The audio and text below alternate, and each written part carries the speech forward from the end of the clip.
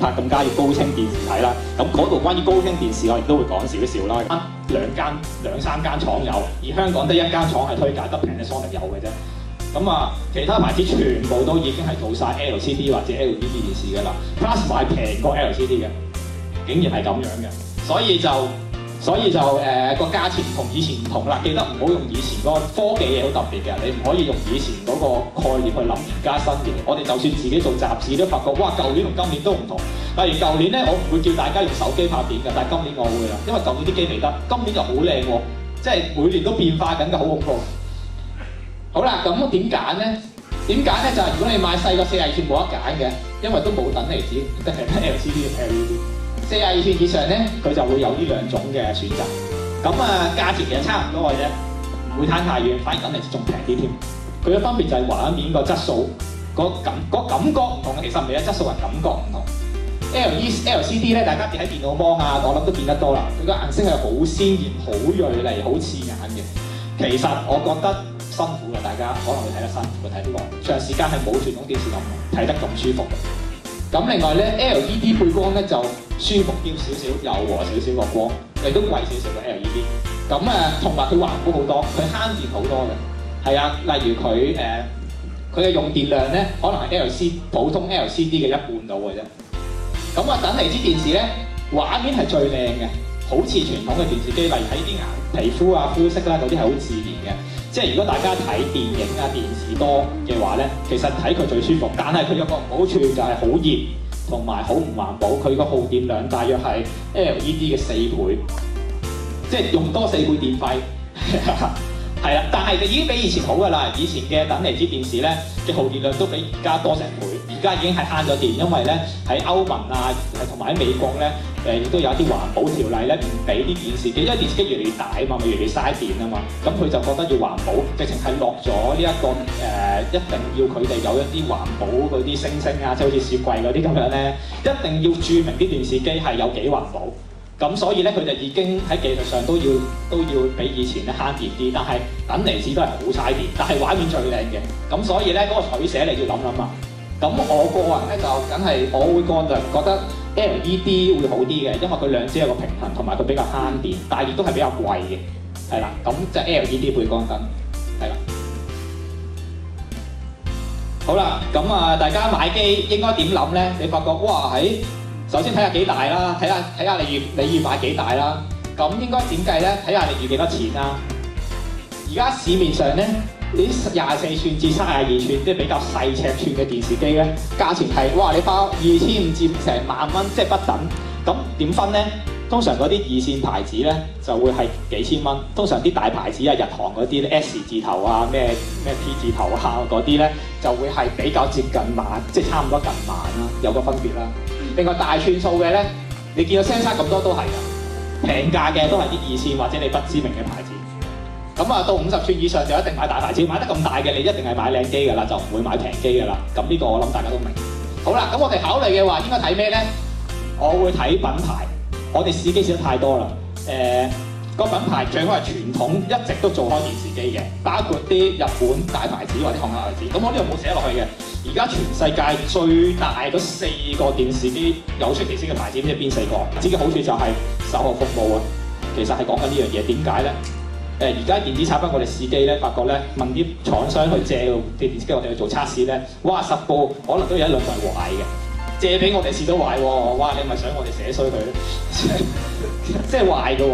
其實而家電子產品冇以前，或者以前用嗰啲大牛龜電視，唔知點解用10年都唔壞㗎，唔係唔想換啊，係唔壞啊，即係好奇怪啊！即係有陣時想打爆電視機，跟住再換過一部新嘅咁樣，係唔壞㗎。以前啲嘢好襟用㗎，發唔發覺啊？以前啲相機好襟用㗎。而家新嘅電子產品咧，好易壞㗎，乜嘢都好易壞，電腦又易壞，大電視幾萬蚊買翻嚟都好易壞嘅。所以咧買嘢嗰陣時一定要諗下佢個售後服務係做得好唔好，佢有幾多年保養咧？係咪原廠保養咧？包唔包個面板咧？因為我可以咁講啦，如果你買部電視翻嚟2年內冇壞過嘅話，我覺得你要買6合彩。係啊，真係好易壞㗎，而家啲嘢好渣，真係好渣。咁所以如果你買2線牌子、不知名牌子貪平嘅話咧，有咩好處咧？易壞啦。第二，我哋自己做過幾年試機，我哋可以係依份牌子個代理公司我哋同佢寫完之後，半年之後間公司接咗，咁點算？買部電視機你諗住睇翻3、5、7年，半年之後間公司直情唔見咗㗎會，係好多呢啲例子，我哋試得太多，所以我唔寫出嚟啫，費事有嘢俾渣男講出嚟就算，大家都拍咗。揾啲大牌子，傳統嘅大牌子，大家你都知道佢有實力嘅牌子係比較穩陣。我會睇過下，攞住戴個眼鏡睇3D 電視㗎，你有冇睇過啊？我建議大家去睇下嘅，睇完之後就唔好諗啦。3D 電視咧，其實都係第一有咩3D 嘢睇啊？而家都冇3D 嘢睇，電視又唔係3D，得一啲藍光碟。大家有冇藍光機？又冇喎，即係從來都係全部都動畫嚟㗎喎，又係打機咁樣先3D。其實我大家冇乜，而家呢一刻真係冇出去睇3D，同埋睇3D而家個技術係，如果係長者嚟講會辛苦㗎，真係你睇得耐，你覺得頭暈或者咩㗎？所以我叫大家最好去啲連鎖店試下，但嘅試下睇下。第一，你睇下你會唔會暈先？你感受下究竟係點樣？係啦，即係而家啲技術係唔係幾好？咁我建議就大家唔使特別考慮。但係咧，點解話又唔會叫你唔好買喎？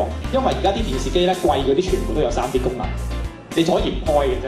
即係你一定要買㗎。如果你買靚嘢，一定有3D 送俾你，一定連埋眼鏡㗎啦。新嘅啲機一定有嘅。咁所以咧係你冇乜必要都唔好開啊！如果唔係，我覺得即係冇理由貼錢買難受。好啦。之前提過嗰樣嘢啦，就唔好買電腦嘅顯示器，就當係呢一個電視機啦。呢一樣嘢都係一個買電視嘅特別嘅嘢啦。咩啊？點解？因為睇唔到電視咯。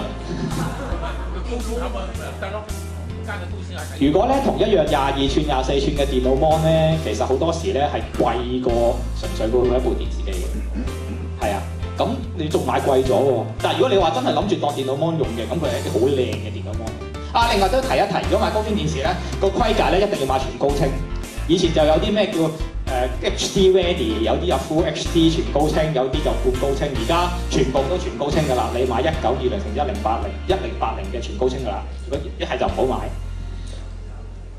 好啦，咁啊買機大家要知個價錢啦。咁我點知個價錢咧？因為即係你知 sales 就好中意呃你嘅。咁咧，即係佢成日追，你知啦。去到鋪頭，其實佢即係大家如果有賣嘢經驗都知，其實佢只係推一啲佢自己嗰個利潤最高嘅俾你，就唔係真係賣啲好嘢俾你㗎嘛。咁大家都係揾食嘅啫，大家揾餐晏咁樣，大家明白就得㗎啦。咁咧又唔可以話佢呃你嘅，佢都係揾餐晏啫。而家都好辛苦揾食艱難。咁咧，咁可以點做咧？睇雜誌啦，當然係可以睇我哋雜誌。除咗我哋雜誌之外咧，亦都可以睇，即係坊間仲有好多電腦雜誌或者報紙啊，都會有好多啲報導嘅。雜誌嘅好處就係有時話上網都可以去睇喎，有啲網上面講。但係網上面比較多打手啊，即係打手稱為咩？有啲品牌嘅自己嘅人喺嗰度放，即係刻意去推高啲口碑嘅。咁如果用雜誌係比較公平，同埋如果你有興趣，例如睇中咗，例如假設睇中個 S 字頭某啲型號牌子新出電視機啦，睇幾本啦，唔好淨係睇一本，咁你就可以攞一個比較平均嘅對個電視機嘅評價，佢個畫質係如何啊，佢個設計啊，佢個價錢啊。你就睇多幾本，唔好睇一本，係啦，當然可以首選睇我哋。好啦，咁睇雜誌之餘咧，就睇價啦。睇價邊度有價睇咧？第一，啲雜誌就會有一啲價錢表嘅，我哋嗰本 AV 商周係有嘅，亦都係有啲亦都有啲電腦書都有嘅，有啲價錢表啦。第二，嗰個品牌嘅網站受人影響啊。啲 sales 會同你講咧，你就唔會好客觀去分析嗰啲嘢，咁你自己去做功課咁樣會好啲。另外就係一啲格價網，有一啲格價網，例如呢個叫 price.com.hk 咧，啲買攝錄機啊、買電視機啊，佢啲人咧就會上去報價嘅。但係你留意啊，嗰個價錢咧，留意佢有分行貨同水貨啦。咁我建議大家用行貨，因為點解咁講咧？水貨雖然平啲，但係而家電子產品就太易壞啦。即係行貨嘅話，啲保養當你壞咗嘅話，即係我可以咁講，而家買嘢你唔好諗襟用。你諗下壞咗嘅話，你唔好咁受氣好過。係啊，真係好渣嘅啲嘢。我自己買過 S 字頭嘅數碼相機，2部都唔夠1年內壞咗。係啊，真係。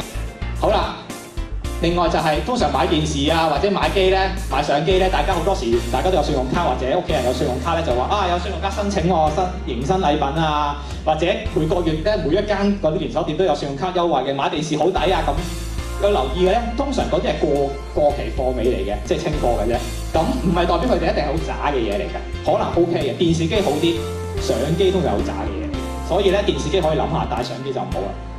另外就係唔好為咗貪嗰啲連鎖店贈品而買機啦。始終你諗清楚，因為你買上攝錄機好買，都係即係可能即係幾千至幾萬嘅價錢嘅嘢。始終你要買嗰件嘢緊要過你啲贈品咯，唔好貪小便宜。另外就係買機嗰陣時就係即係 sales 係最中意呃老人家嘅，咁啊所以咧就係揾一啲朋友或者等啲親戚，佢哋好熟數碼產品嘅嘢，磅一磅住，起碼到時你唔會咁容易俾啲 sales 誤導啊或者咩，你有個人拉住你，唔會一時衝動。呢一樣嘢好緊要，買嘢之前就唔好，因為好容易衝動啊嘛，即係覺得你好似落搭咯喎，跟住係咁落嘴頭啊，跟住你就唔知點解就買咗啊咁樣，好多時啊！你發覺你喺屋企，你望下你張台有櫃桶，可能有好多咁樣嘅嘢，唔捨得掉，買咗俾人坤咁樣。咁呢一啲咁樣嘅嘢就要留心啦。係啦，好啦，咁跟住大致上我今日關於買機嘅一啲指引就同大家分享咗啦。